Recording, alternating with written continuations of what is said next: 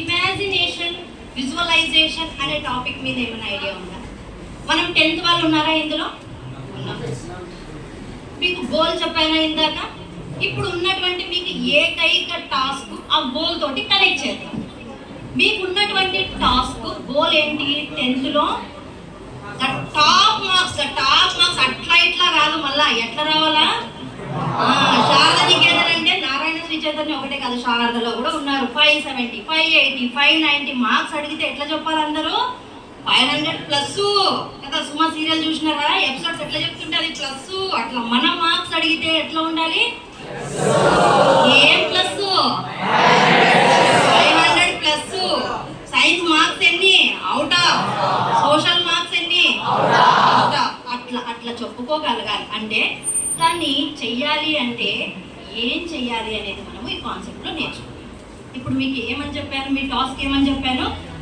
Each and every one of you have your individual numbers. ఉన్నాయా?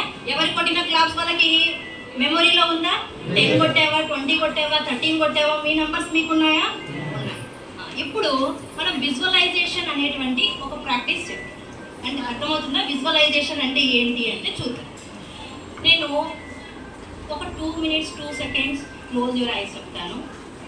Breath in, breath out చేస్తారు. మీకు practice ఉండే ఉంటుంది. బట్ ఇప్పుడు ఏం చెప్తున్నాను అంటే ఇప్పుడు మీ మైండ్కి ఒక క్లారిటీ ఇచ్చాను. ఏమని ఇచ్చాను? ఇప్పుడు మీరు ఏదైతే క్లాప్స్ కొట్టారో దానికి డబుల్ కొట్టాలి. అర్థమైందా? మీరు 13 కొడితే దానికి 26 కొట్టాలి. అది మీ టార్గెట్. క్లారిటీ, ఫుల్ క్లారిటీ ఉందా? మీ గోల్ ఏంటి? You are going to clap whatever that clap you did now, you are going to double it. That is your task, right? Are you ready to fulfill your dreams? Are you complete to achieve your goals? Ready. Let's start practice visualization first. Sit right.